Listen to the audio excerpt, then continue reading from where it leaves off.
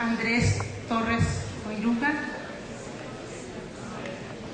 que alguna vez escuché que cantas en re. Repensar, recuperar y digo yo, recrear con la fuerza de la Ruá Divina que te habita y que nos ayudas pues con una preocupación fundamental que tienes de repensar la fe, de modo que actualizando su comprensión sea posible recuperar hoy la experiencia cristiana originaria y por tanto ayudar a recrear la vida, esa vida en abundancia que es el proyecto divino para todas las mujeres y todos los hombres y para la creación entera. Estamos con mucha alegría de escucharte, de que estás aquí. Pues muchas gracias y buenas noches a todos. Ya dije cuando hablé de la otra ponencia que yo me había despistado, soy bastante despistado, y me había descuidado, no había caído en la cuenta de que tenía que preparar esto. Estos días, naturalmente, debido con la preocupación, he intentado hacer un esquema, pero ciertamente quiero advertir que en esta sala hay gente mucho mejor preparada que yo para hacerlo.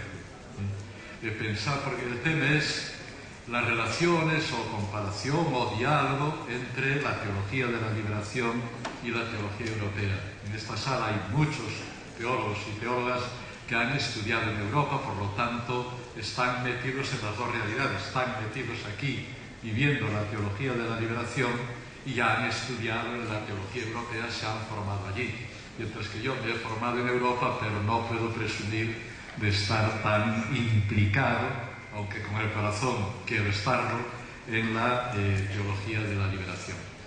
Por eso os pido un poco de misericordia, el principio de misericordia, para comprender lo que voy a decir, que de todas maneras va a ser dicho en plan fraternal, por lo tanto es postulando un diálogo. No voy a poner dogmas, sino que voy a dar una impresión global y acabaré haciendo preguntas que son preguntas para mí y preguntas para ustedes, para la teología de la liberación, para entre todos intentar responderlas, porque creo que el ideal es que el diálogo nos enriquezca y ayude a todos. De todas maneras, voy a empezar leyendo unas palabras de Ignacio Ellacuría, que son ya del año 1983, hablando de la importancia de este diálogo. Escribía él en el diario El País: a la teología de la liberación le interesa mucho saber lo que de ella piensa Europa, tanto para hacer mejor su tarea teológica como para realizar mejor su empeño de liberación. Toda crítica sana en este sentido puede ser muy útil en esa dificilísima doble tarea que se ha impuesto a sí misma la teología de la liberación, entendida esta como un movimiento de hombres, hoy seguramente escribía de hombres y mujeres, teóricos y prácticos, de comunidades de base y de teólogos orgánicos.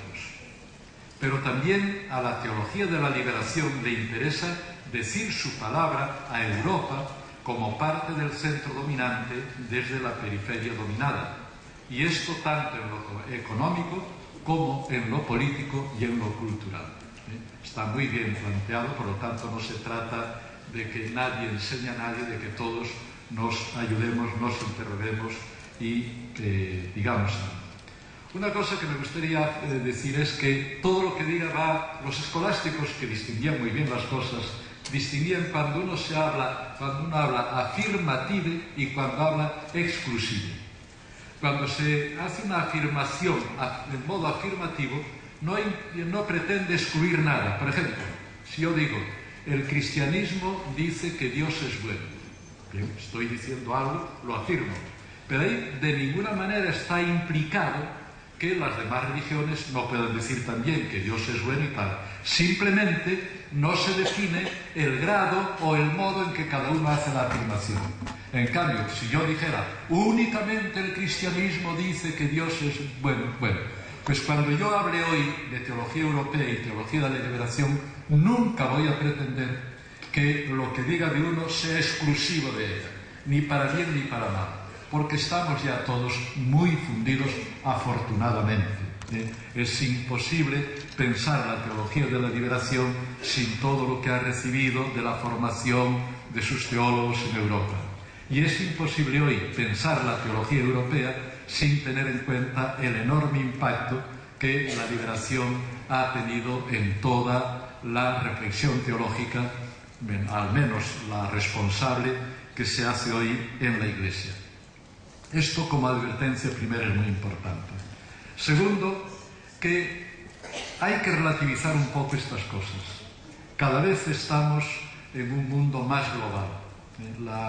La cultura humana se está unificando muchísimo porque los medios de comunicación, los libros, la televisión, todo nos está haciendo que los problemas sean cada vez más comunes y más globales. No niega las diferencias, pero claramente el contexto es cada vez más universal y yo diría que el ideal sería ir logrando una teología integral. Yo esto lo pongo porque además es un tema muy importante, pasa con la teoría feminista. Lo ideal sería que desapareciese, pero no que desapareciese por pura negación, sino porque hubiese cumplido su misión. Porque en definitiva lo que nos interesa es tener una cultura humana, es decir, una cultura hecha por hombres y mujeres y que por lo tanto vaya integrando poco a poco la sensibilidad femenina, la sensibilidad masculina, aquellas cosas que ven mejor las mujeres, aquellas cosas que ven mejor los hombres, y hacer una teología cada vez más integralmente humana. Y esto también es una invitación, porque habría que decir que será auténtica teología cuando sea todo el cuerpo eclesial el que participe. Yo recuerdo cuando tenía una clase de teología para seglares que duró muchos años y fue de las veces que yo más gocé enseñando teología, porque era gente normal que tenía inquietud por conocer mejor su fe. Ahora ya últimamente iban porque querían dar clases de religión, que aquí creo que también está pasando un poco. Pero entonces más bien era la gente que se sentía inquieta de comprender su fe. Y eran unas clases de una enorme participación, de una cordialidad. Y yo el primer día decía, bueno, aquí todos somos bautizados y bautizadas. Por favor, enchufen todos su cerebro, porque aquí todos tenemos derecho a hacer teología.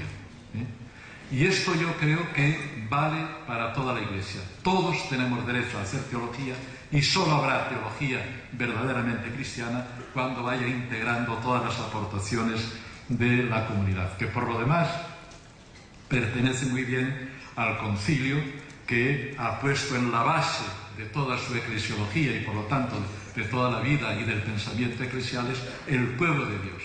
Y dentro del pueblo se van realizando las distintas actividades y funciones. Por lo tanto, todo lo que sea poner en pie y en marcha al pueblo entero de Dios es lo que hace. Por lo tanto, repito, no va a ser una teología del auto, una reflexión de sino de esto y esto también.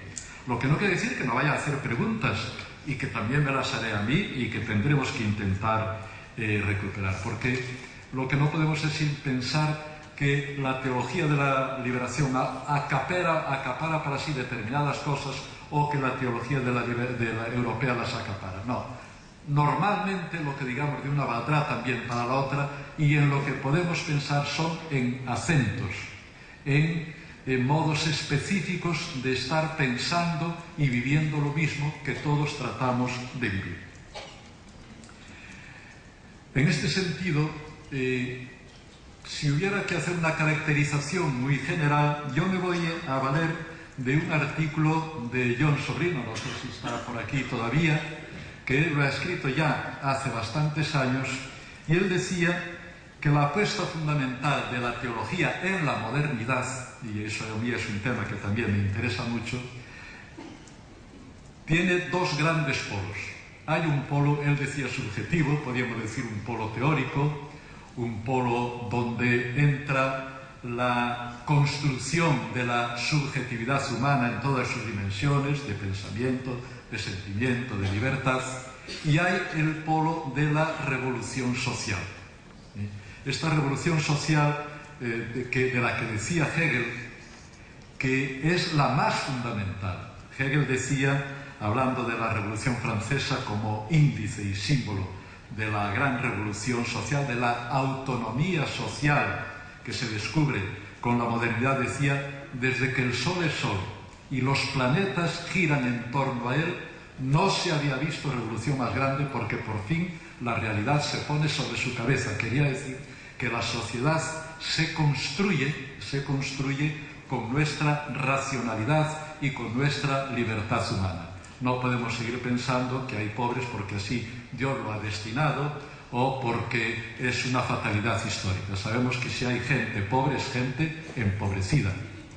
Y esta gran revolución social realmente determina toda la vida humana, pero también está acompañada naturalmente por todo un modo de pensar y concebir. Quien estaba diciendo esto era un filósofo, que caía en la cuenta de esto. Bueno, pues John Sobrino decía, y creo que tiene toda la razón, que podíamos pensar la teología europea más preocupada, no únicamente, más preocupada por la parte del sujeto, subjetiva, y la teología de la liberación más preocupada por la revolución social, es decir, por la realización práctica de todo aquello que es nuestra fe, nuestra vida, de lo que es la actitud de la Iglesia. Como dos polaridades, creo que sí que realmente pueden caracterizar una teología más empeñada en transformar la realidad social, sobre todo porque está preocupada por el pobre y por el sufrimiento, y otra teología más empeñada en aceptar los desafíos de la modernidad, de repensar la fe, de liberar la libertad, de lograr una autonomía humana más realizada. Teniendo esto en cuenta, podemos pensar en distintos problemas o distintas ya caracterizaciones más concretas. Si empezamos por la teología de la liberación, indudablemente su gran caracterización, se ha repetido aquí hasta la saciedad, es la preocupación por el pobre, por el empobrecido, y no solo simplemente por el pobre económico, sino por todo aquello que muestra la menesterosidad, la necesidad, el sufrimiento, los problemas, las contradicciones de la realización de la vida humana, sobre todo atendiendo a aquellas personas que más lo padecen y lo sufren. Como ven, esto lo hay en todas partes, pero realmente la teología de la liberación en un continente que entonces, todavía hoy, pero estaba más castigada, diríamos, por la injusticia social, por la pobreza, por el no hombre, etcétera, etcétera. Eso realmente es claro que caracteriza, y es la marca, diríamos, de la teología de la liberación. Casaldáliga, yo esto se lo he escuchado a John Sobrino, no se lo he escuchado directamente a Casaldáliga, dice que hay dos absolutos: Dios y el hambre. Naturalmente no son dos absolutos paralelos, pero es verdad que si hay hambre, realmente eso para la persona se convierte en una prioridad que necesita resolver. Aquello que se decía, primero vivir y después filosofar y después teologar. Pues la teología de la liberación ha clavado en la conciencia eclesial que no podemos vivir en la historia, no podemos hacer teología si no somos conscientes de que hay pobres y, por extensión, de que hay gente sufriendo. Y esto realmente lo ha convertido en algo irrenunciable para toda la teología que se haga en cualquier parte del mundo. Yo creo que esto, cualquier teólogo, y yo creo que esto nos pasa un poco a todos, tiene mala conciencia cuando no se preocupa suficientemente del problema de la pobreza y del sufrimiento. Eso es claro, y por eso yo digo que todos tenemos mala conciencia, porque, como me gusta decir, hasta que seamos capaces de venderlo todo y dárselo a los pobres, no podemos decir que hemos acabado de cumplir esto. Y nadie puede exigir, es decir, nadie, hay gente que es capaz de hacer esto y que insiste y que lo hace, pero la mayor parte no somos capaces de tanta heroicidad, ni aquí ni en Europa, pero la ventaja o el gran mérito de la teología de la liberación es habernos llamado la atención ya de modo irrenunciable sobre esto. Si caracterizamos ahora a la teología que se hace en Europa, digamos así, había que hablar también de Oriente y tal, pero es la pregunta que se ha hecho, porque ahora cada vez habría que hablar más de la teología mundial. Pero bueno, nos concretamos así. Yo diría que entonces caracterizaría a la teología europea el ser la teología del Homo occidentalis modernus, es decir, darse cuenta de una cultura muy vieja.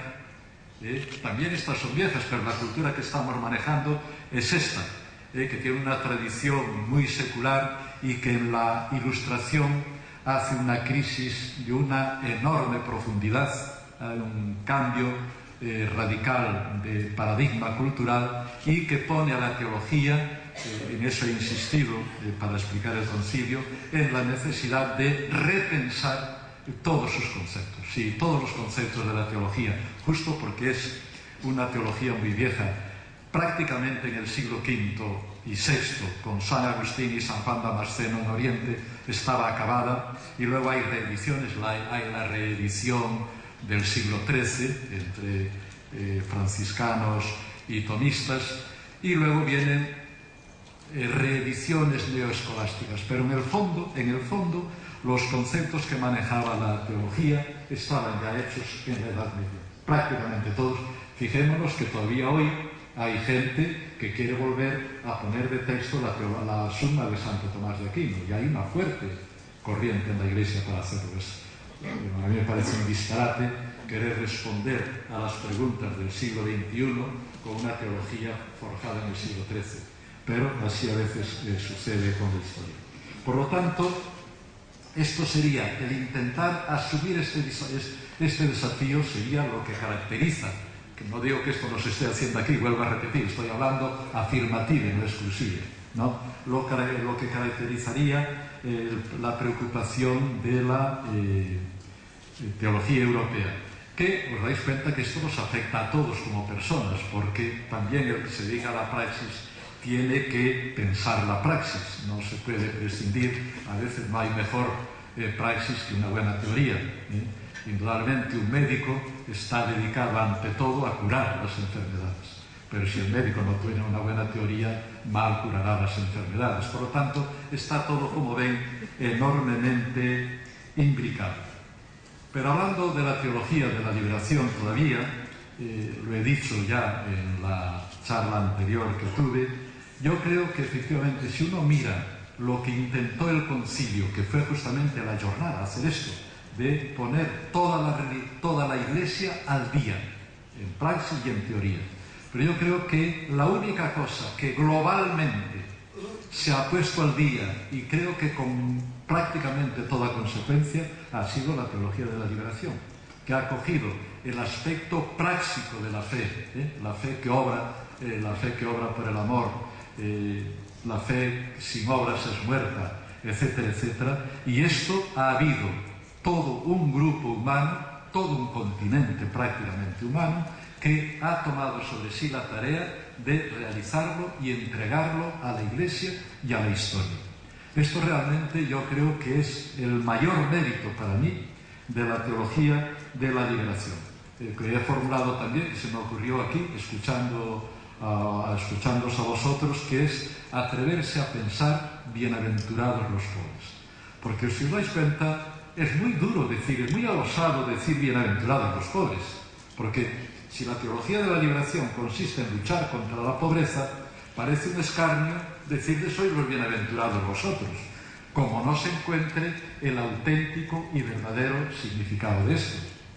Que a veces yo, siempre que me sale el tema, siempre procuro explicarlo. Creo que el significado fundamental y radical es decir, bienaventurados los pobres, porque los demás con su injusticia os abandonan y os explotan, pero hay alguien que está a vuestro lado y ese alguien es Dios, y por lo tanto contáis con Dios, con su apoyo y su promesa, y por eso podéis ser, a pesar de la pobreza, podéis ser felices. Pero una teología que se toma en serio esto, de no negar los valores que se pueden descubrir ahí, pero que al mismo tiempo lucha contra la pobreza como hecho para buscar la mayor dignidad de las personas y buscar la coherencia en esa aparente paradoja, realmente creo que es una aventura que tiene nivel histórico. En la historia de la Iglesia yo creo que esto es un hito que no se borrará ya jamás de la historia y es el mayor mérito. Y esto lo ha conseguido porque, en el fondo, si se fijan, yo lo estoy experimentando aquí, al vivir aquí, al tener esta suerte, en el fondo ha creado una iglesia particular, digamos. La iglesia hispanoamericana o latinoamericana que está en este sentido es una auténtica iglesia, porque hay el mismo hecho de la importancia que han cobrado las comunidades de base, que es un modo integral de estar viviendo la eclesialidad y el cristianismo. Y eso ha creado pues toda una, incluso no solo una teología, sino un modo de celebrar la liturgia. Se nota incluso en las traducciones de la Biblia, se nota ya en que cuenta con mártires, no solo cuenta con apóstolos, cuenta con catequistas, con todo un estilo, sino que tiene ya sus mártires típicos, y mártires por hacer iglesia e incluso por hacer teología. E incluso una cosa a mí me impresionó hoy, y de hecho he pedido que me grabaran las canciones. No sé, posiblemente vosotros no, unas veces digo ustedes y otras vosotros, me perdonáis. Os dais cuenta de la importancia que tienen las canciones que aquí tienen, porque envuelven. Yo estaba escuchando hoy ese repaso de los mártires, eso, crear todo un ambiente en que puede decir, yo me siento dentro de una iglesia que tiene su tradición, que la canta, que la vive y que la está interiorizando, está recibiendo continuamente inputs que están alimentando la posibilidad de vivir esta iglesia que trata de vivir prácticamente realizando la fe. Y esto es realmente de una trascendencia muy grande. Y por eso también ha creado una espiritualidad. No es que haya creado la espiritualidad, también nosotros no quiero contraponerme, quiero decir que en Europa también hay espiritualidad, hay en toda la tradición de la Iglesia, pero indudablemente ha también impreso su marca específica en la espiritualidad. Ayer escuchábamos a Gustavo Gutiérrez, que ha escrito mucho de esto y lo encarnó y lo encarna en su vida. Es una espiritualidad que no nos deja tranquilos si es una espiritualidad que se queda en lo etéreo, en lo espiritualista, en lo intimista, sino que es una espiritualidad que se hace realidad, encarnándose en la comunidad, encarnándose en las necesidades, es decir, que marca un estilo. No es única, porque esto también existe. Tenemos todas las órdenes dedicadas a los pobres, hay gente entregada en los barrios y en el mundo rural, también allá, empezando por mi Galicia, que hay gente absolutamente entregada y extraordinaria, pero me refiero que como grupo universal y como planteamiento y reflexión teológica es algo que está marcado desde aquí. Igual que sucede con el partir desde abajo, es decir, realmente lograr poner en pie eclesiológico, en pie eclesial a todo el pueblo. Pensar, por ejemplo, por ahí anda Carlos Mesters, una lectura popular de la Biblia, que movilice a gente que a lo mejor en otros parámetros diríamos es inculta, pero que en cambio puede vivenciar, vivir, comentar, sacar conclusiones de la Biblia. Esto también es una novedad. Incluso yo recuerdo el impacto que había causado el Evangelio de Solentiname, ¿no? Porque presentaba realmente un comentario bíblico hecho por gente que teóricamente en Europa posiblemente a nadie se le ocurriría pensar que eso era posible. Y eso nace porque hay un estilo, hay un espíritu, hay una vida que es capaz de suscitar todo eso.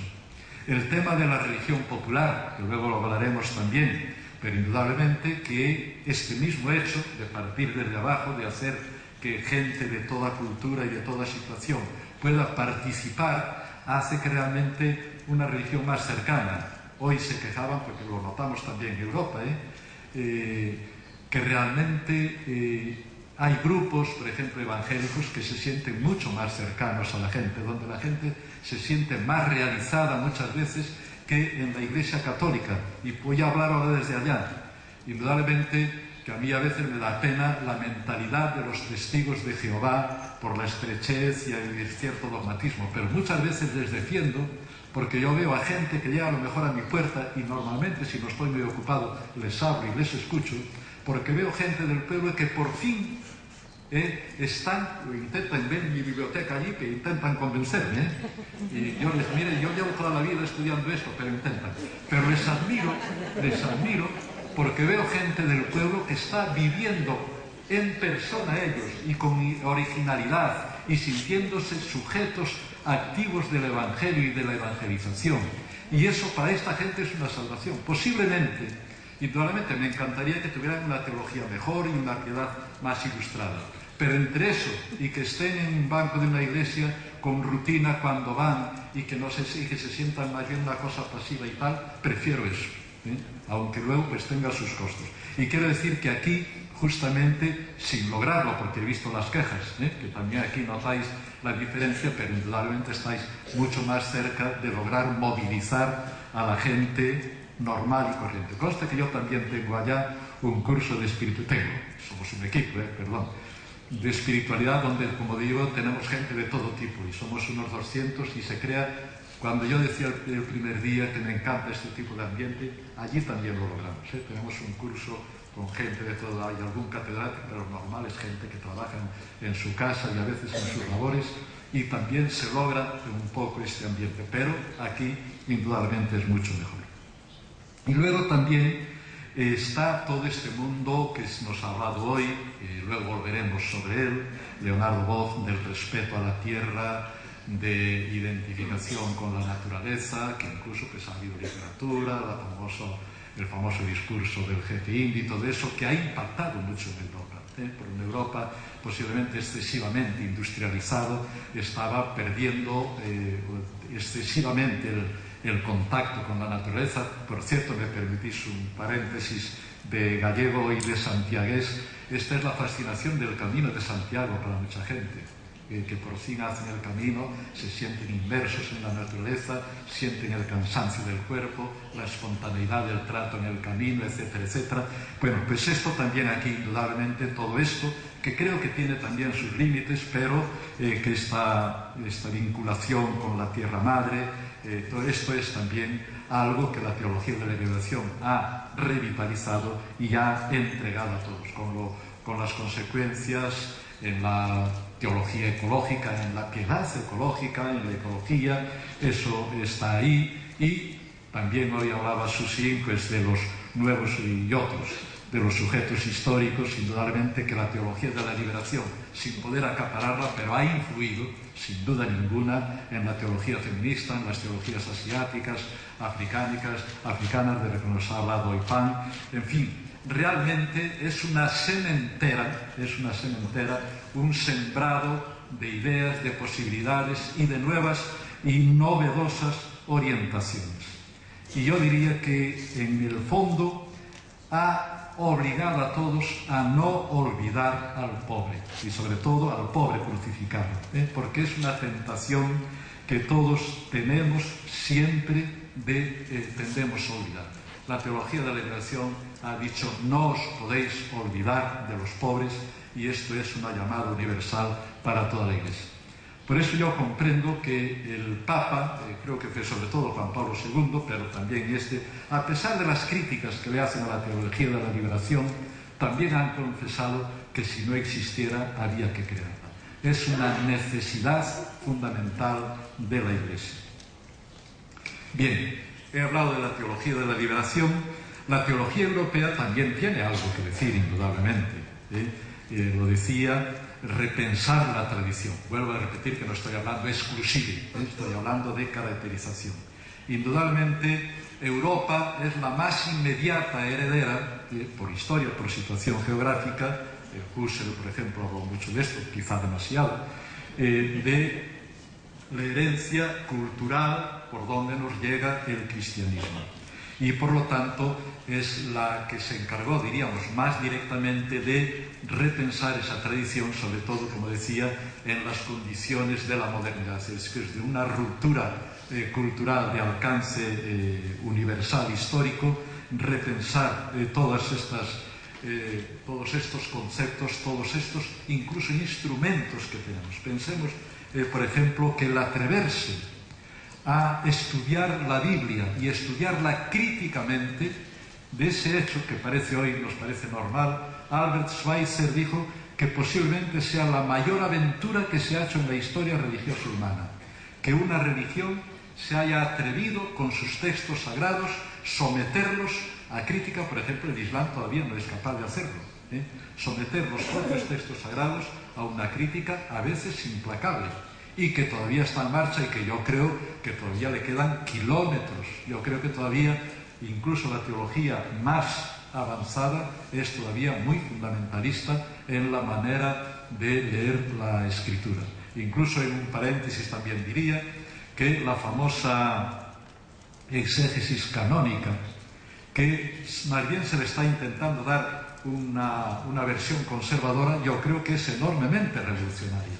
Porque en el fondo saben que la exégesis canónica es decir, no, para interpretar cualquier cosa hay que tener en cuenta todo el canon.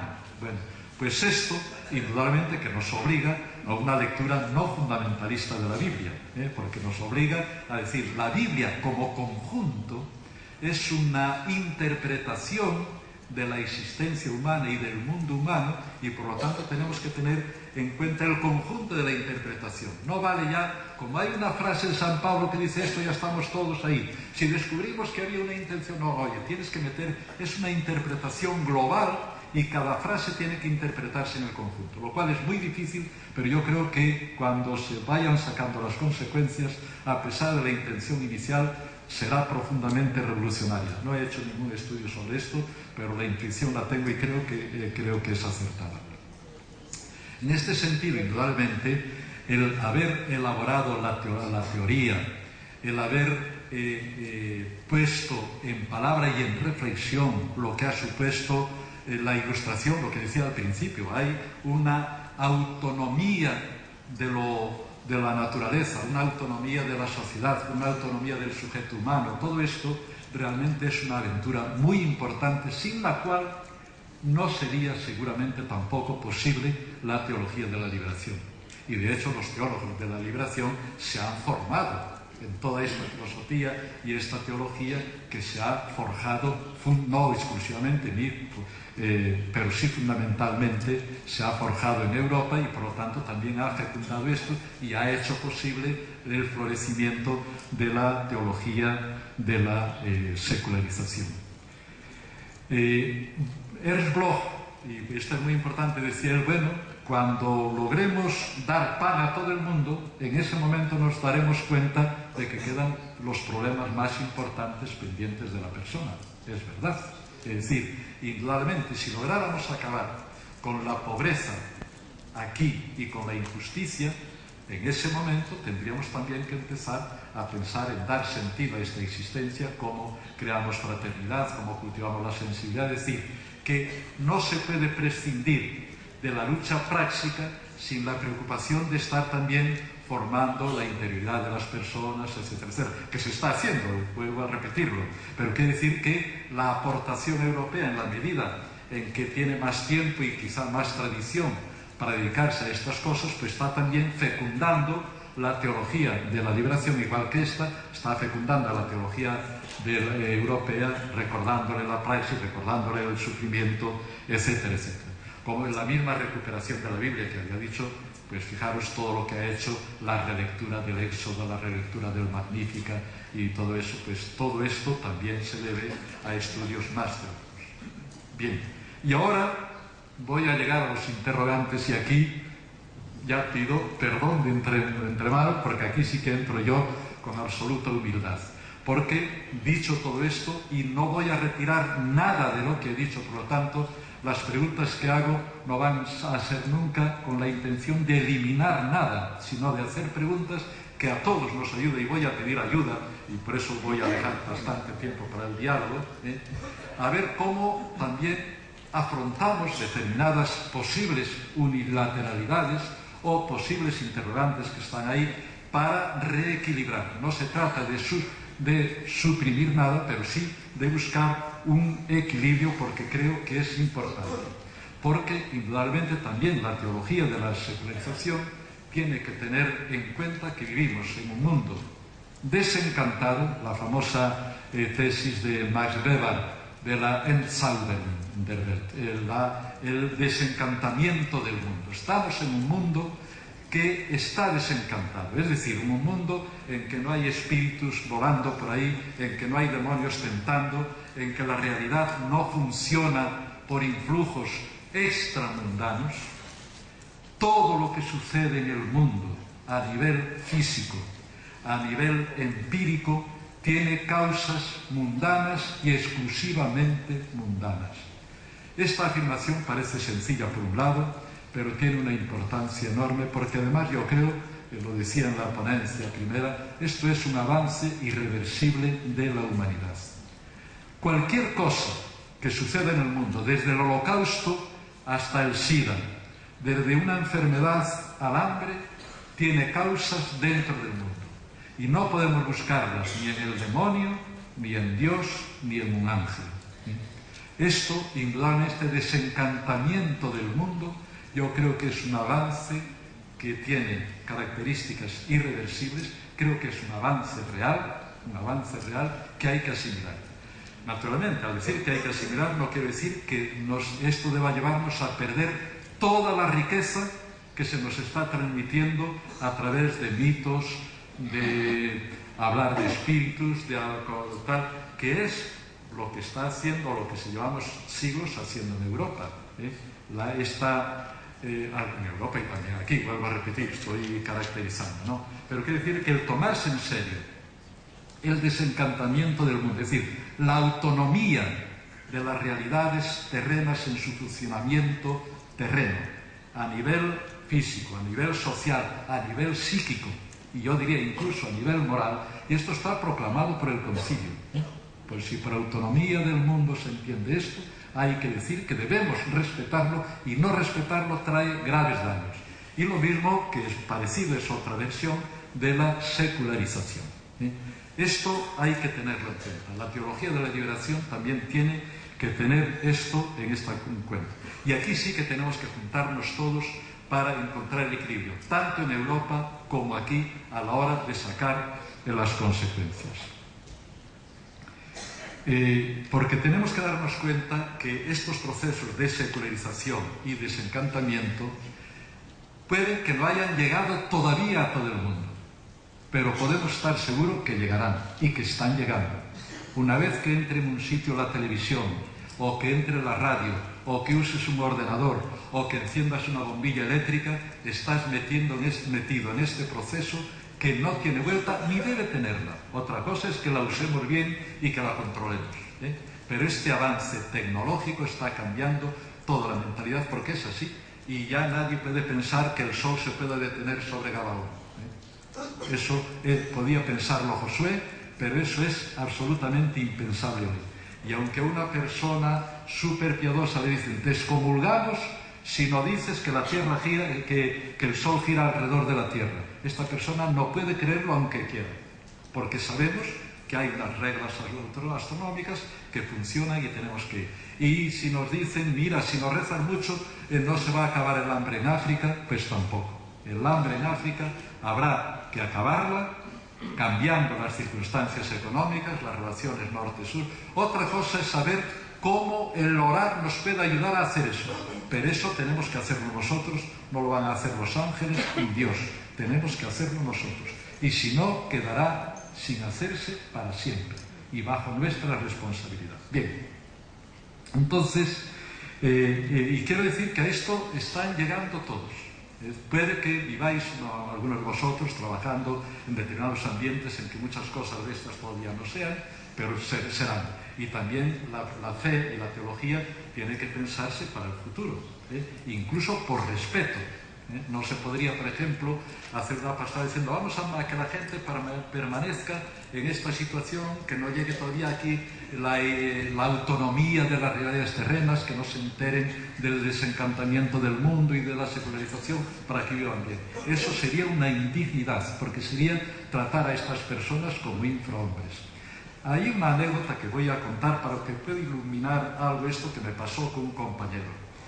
en Galicia, como en todas partes, hay santuarios. Y en algún santuario me estaba comentando un compañero mío, antropólogo, que estaba muy contento porque algunas personas iban de rodillas, a veces sangrándole las rodillas, alrededor del santuario porque querían obtener una determinada gracia.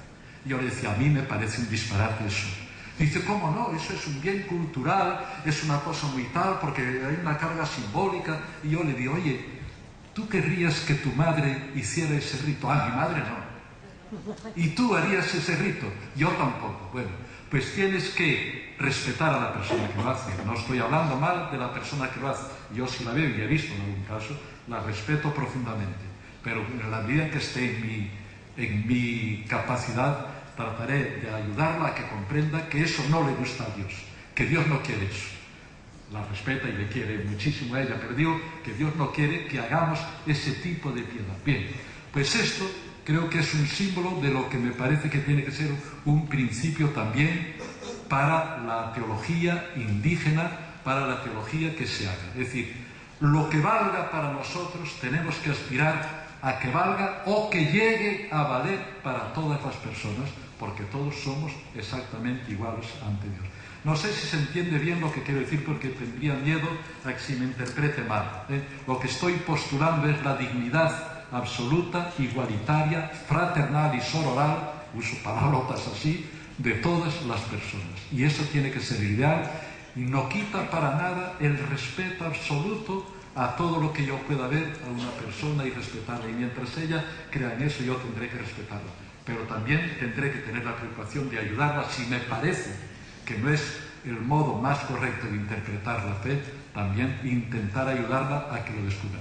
Naturalmente con un enorme respeto, porque también nosotros podemos exagerar por el otro lado. Bueno, entonces hablaré ahora de algunos temas. Esto es el ambiente en el que estoy hablando.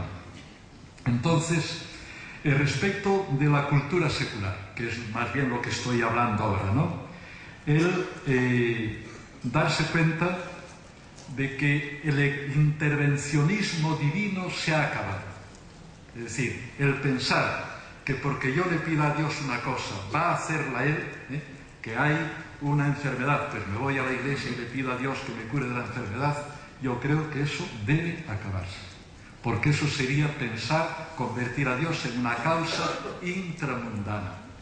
Y si nosotros sabemos que las enfermedades tienen causas concretas, virus, traumas, bacterias, mala alimentación, lo que sea, hay que solucionar eso y de nada vale hacer novenas para eso. Y esto, yo a veces ponía un ejemplo un poco estúpido. Y dice, si yo tengo este dedo cortado y me voy al sagrario a pedir al Señor que me cure la hemorragia, moriré desangrado. Segurísimo. Bueno, esto es un poco brutal dicho así, pero yo creo que hay que tomarlo en serio. Y fijaros que claro, esto ahora no me dice, entonces Dios no cuenta nada. No, Dios cuenta, pero en otro nivel. Tenemos que encontrar, y ahí es donde viene la transformación, el Dios que nos está apoyando, este Dios que nos está creando por amor. Entonces saber que este Dios me está impulsando a que yo con toda generosidad haga lo posible con los medios humanos, del funcionamiento de la realidad creada, para arreglar lo que sea arreglable. Pensad, por ejemplo, en la parábola del buen samaritano. Hay una persona desangrándose a la vera del camino, hay un sacerdote y un escribo que pasan por allí. Imaginaros que se ponen en medio del camino, como hacemos nosotros algunos domingos, nos ponemos de rodillas, Señor, escucha y ten piedad y cura a ese pobre que está ahí herido a la vera del camino. Se morirá, se morirá. La única manera es hacerle caso a Dios, saber que estamos impulsados por Él y hacer como el samaritano. Convertir la acción creadora de Dios, su amor que nos está llamando a ayudar, y convertir esa en acción histórica. ¿Qué significa esto? ¡Ah, qué bien, qué bien! ¡Qué bien, qué bien! Bueno, esto sería un aspecto que tiene consecuencias, como veis, por ejemplo, para la manera de orar. Algunos han dicho que yo niego la oración. Al revés, yo creo que es de lo más esencial que tenemos. Lo que postulo es que aprendamos a orar en este nuevo contexto. Y en este nuevo contexto yo sí que creo que no tiene sentido la oración de petición cuando queremos que Dios, primero que queramos convencer a Dios para que sea bueno y misericordioso. Y segundo, para pretender que Él haga lo que solo podemos hacer nosotros, porque Él ya está haciéndolo todo. Pero como tengo que avanzar, voy ahora al tema de la Pachamama. Bien, empiezo diciendo que hablo con profundo respeto de la Pachamama. Los gallegos tenemos incluso uno de los libros muy clásicos que hemos leído y yo he comentado, es Terra Nai, o mito da Terra Nai. Por lo tanto, no estoy hablando de algo que sea a mí. Pero, yo creo que también es verdad que hay, y ahora sí que me puedes poner las imágenes. Toda la Biblia hay una lucha tremenda contra los Baales. Yo tengo aquí una frase: entre los Baales cananeos y los lirios del campo evangélicos. Es decir, sacralizar la tierra, yo creo que no es correcto. No hay sagrado propiamente, solo es Dios. Todo lo demás es una criatura que es distinta de Dios.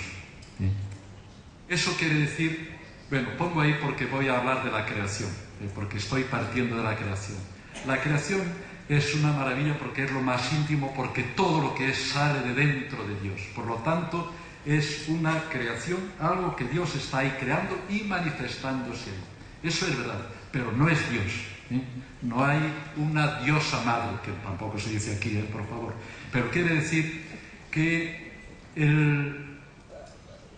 la Biblia, vamos a ver, cuando hace la creación del hombre, explico las imágenes. Ponme las dos, por favor. En una fachada sur de la Catedral de Santiago de Compostela, que es la única que queda de románico, hay una creación de Adán y Eva, a un lado y a otro. Y os fijáis qué creación más maravillosa, porque no nos pone a Dios que personalmente, no veo,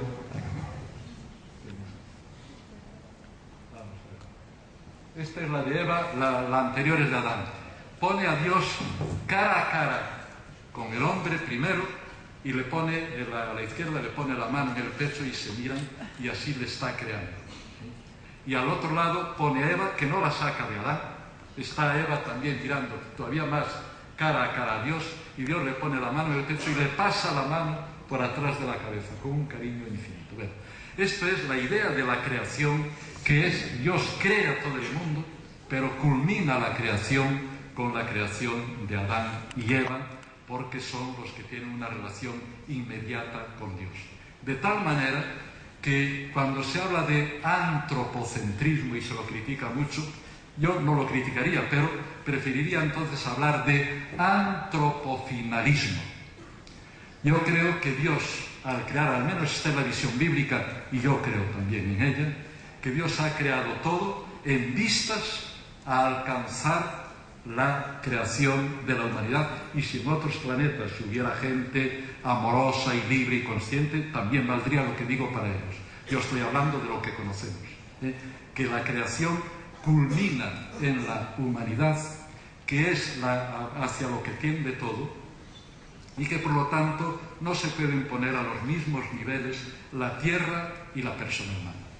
La tierra está finalizada en la persona humana. ¿Esto quiere decir que la persona humana pueda abusar de la tierra? Yo creo que al contrario. Alguna vez dice, es que tú eres poco ecologista. Yo creo que soy ecologista. No sé si soy tan ecologista como vos.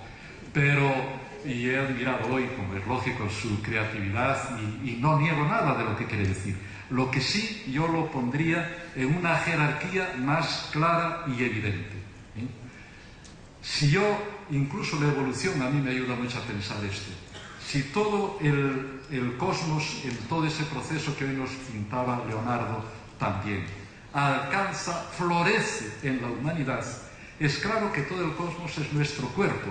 Yo existo gracias a todo eso. Por lo tanto, tengo que tener un respeto absoluto por eso. Yo os confieso que cada vez soy menos capaz de matar una mosca aunque me esté picando, porque comprendo que realmente tenemos que respetar todo porque vivimos gracias a todo. Pero, indudablemente, hay una jerarquía. Digo, no quiero decir que la teología de la liberación esté haciendo esto, pero que a veces se popularizan estas cosas, eso es antropocentrismo.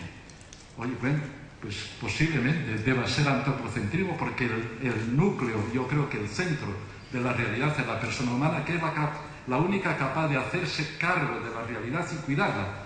Porque los animales sí que son animalcéntricos. El animal vive totalmente inmerso en su medio y es incapaz de trascender el medio. La humanidad es la única capaz de trascender su medio y poder, por lo tanto, preocuparse de todo el mundo. Pero esto indica que ella es realmente la culminación donde, diríamos, el universo se hace conciencia, se hace amor, se hace libertad y puede mirar a Dios cara a cara y Dios mirarlo y a través de él cuidar del universo. Y eso sí, todo lo que se dice de la Pachamama como respeto, como ayuda, como cultivo, todo lo que queramos. Una frase que tengo yo aquí, entre el colonizador y el jardinero. Tenemos que ser jardineros y aprender a ver toda la creación y entonces sí que se transforma todo.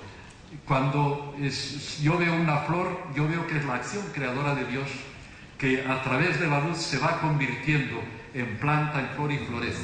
Es la acción creadora de Dios que se manifiesta en la flor. Si aprendiéramos a ver esto como un San Juan de la Cruz, que llega a afirmar y el valle es Dios, y el monte es Dios, y los ríos son Dios, esto sí, como transparencia, que es una palabra que, por cierto, usó Leonardo por la mañana. Lo demás pertenece muy bien al concilio, que ha puesto en la base de toda su eclesiología y por lo tanto de toda la vida y del pensamiento eclesiales el pueblo de Dios. Y dentro del pueblo se van realizando las distintas actividades y funciones. Por lo tanto, todo lo que sea poner en pie y en marcha al pueblo entero de Dios es lo que hace. Por lo tanto, repito, no va a ser una teología del auto, una reflexión de sino de esto y esto también.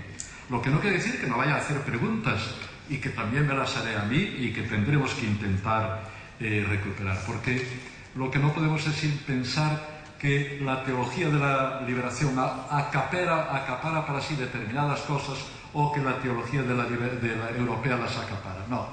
Normalmente lo que digamos de una valdrá también para la otra y en lo que podemos pensar son en acentos, en modos específicos de estar pensando y viviendo lo mismo que todos tratamos de vivir.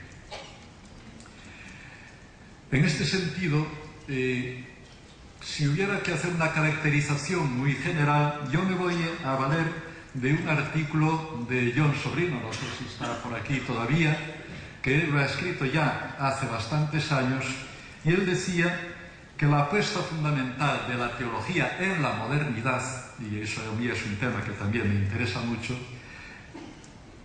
tiene dos grandes polos. Hay un polo, él decía subjetivo, podríamos decir un polo teórico, un polo donde entra la construcción de la subjetividad humana en todas sus dimensiones, de pensamiento, de sentimiento, de libertad, y hay el polo de la revolución social. Esta revolución social de la que decía Hegel, que es la más fundamental. Hegel decía, tanto en lo económico como en lo político y en lo cultural. Está muy bien planteado, por lo tanto no se trata de que nadie enseñe a nadie, de que todos nos ayudemos, nos interroguemos y digamos algo. Una cosa que me gustaría decir es que todo lo que diga los escolásticos, que distinguían muy bien las cosas, distinguían cuando uno habla afirmative y cuando habla exclusive. Cuando se hace una afirmación de modo afirmativo, no pretende excluir nada. Por ejemplo, si yo digo, el cristianismo dice que Dios es bueno. Bien, estoy diciendo algo, lo afirmo. Pero ahí de ninguna manera está implicado que las demás religiones no puedan decir también que Dios es bueno y tal. Simplemente no se define el grado o el modo en que cada uno hace la afirmación. En cambio, si yo dijera, únicamente el cristianismo dice que Dios es bueno, pues cuando yo hable hoy de teología europea y teología de la liberación, nunca voy a pretender que lo que diga de uno sea exclusivo de ella, ni para bien ni para mal, porque estamos ya todos muy fundidos, afortunadamente. Es imposible pensar la teología de la liberación sin todo lo que ha recibido de la formación de sus teólogos en Europa. Y es imposible hoy pensar la teología europea sin tener en cuenta el enorme impacto que la liberación ha tenido en toda la reflexión teológica, al menos la responsable, que se hace hoy en la Iglesia. Esto como advertencia primera es muy importante. Segundo, que hay que relativizar un poco estas cosas. Cada vez estamos en un mundo más global. La cultura humana se está unificando muchísimo porque los medios de comunicación, los libros, la televisión, todo nos está haciendo que los problemas sean cada vez más comunes y más globales. No niega las diferencias, pero claramente el contexto es cada vez más universal y yo diría que el ideal sería ir logrando una teología integral. Yo esto lo pongo porque además es un tema muy importante, pasa con la teoría feminista.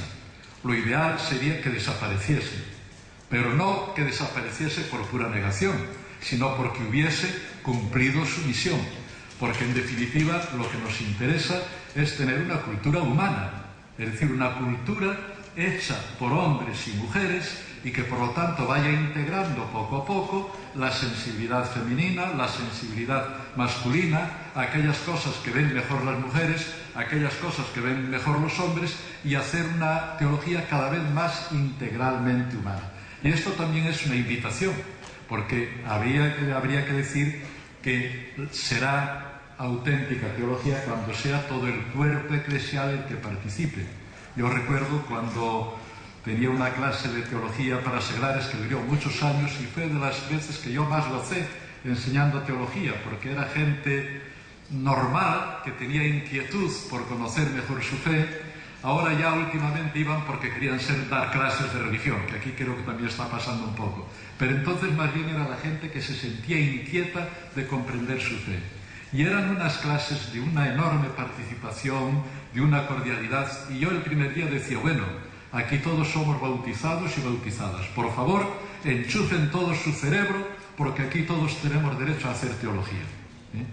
Y esto yo creo que vale para toda la Iglesia. Todos tenemos derecho a hacer teología y solo habrá teología verdaderamente cristiana cuando vaya integrando todas las aportaciones de la comunidad. Andrés Torres Oiruga, que alguna vez escuché que cantas en re.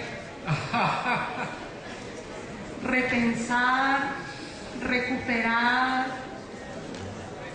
y digo yo, recrear con la fuerza de la Ruá Divina que te habita y que nos ayudas pues con una preocupación fundamental que tienes de repensar la fe, de modo que actualizando su comprensión sea posible recuperar hoy la experiencia cristiana originaria y por tanto ayudar a recrear la vida, esa vida en abundancia que es el proyecto divino para todas las mujeres y todos los hombres y para la creación entera. Estamos con mucha alegría de escucharte, de que estás aquí. Pues muchas gracias y buenas noches a todos. Ya dije cuando hablé de la otra ponencia que yo me había despistado, soy bastante despistado, y me había descuidado, no había caído en la cuenta de que tenía que preparar esto. Estos días, naturalmente, debido con la preocupación, he intentado hacer un esquema, pero ciertamente quiero advertir que en esta sala hay gente mucho mejor preparada que yo para hacerlo. Pensar, porque el tema es las relaciones o comparación o diálogo entre la teología de la liberación y la teología europea. En esta sala hay muchos teólogos y teólogas que han estudiado en Europa, por lo tanto están metidos en las dos realidades, están metidos aquí y viendo la teología de la liberación y han estudiado en la teología europea, se han formado allí. Mientras que yo me he formado en Europa, pero no puedo presumir de estar tan implicado, aunque con el corazón quiero estarlo, en la teología de la liberación. Por eso os pido un poco de misericordia, el principio de misericordia, para comprender lo que voy a decir, que de todas maneras va a ser dicho en plan fraternal, por lo tanto es postulando un diálogo. No voy a poner dogmas, sino que voy a dar una impresión global y acabaré haciendo preguntas que son preguntas para mí y preguntas para ustedes, para la teología de la liberación, para entre todos intentar responderlas, porque creo que el ideal es que el diálogo nos enriquezca y ayude a todos. De todas maneras voy a empezar leyendo unas palabras de Ignacio Ellacuría que son ya del año 1983, hablando de la importancia de este diálogo. Escribía él en el diario El País: a la teología de la liberación le interesa mucho saber lo que de ella piensa Europa, tanto para hacer mejor su tarea teológica como para realizar mejor su empeño de liberación. Toda crítica sana en este sentido puede ser muy útil en esa dificilísima doble tarea que se ha impuesto a sí misma la teología de la liberación, entendida esta como un movimiento de hombres, hoy seguramente escribiría de hombres y mujeres, teóricos y prácticos, de comunidades de base y de teólogos orgánicos. Pero también a la teología de la liberación le interesa decir su palabra a Europa como parte del centro dominante desde la periferia dominada. Y esto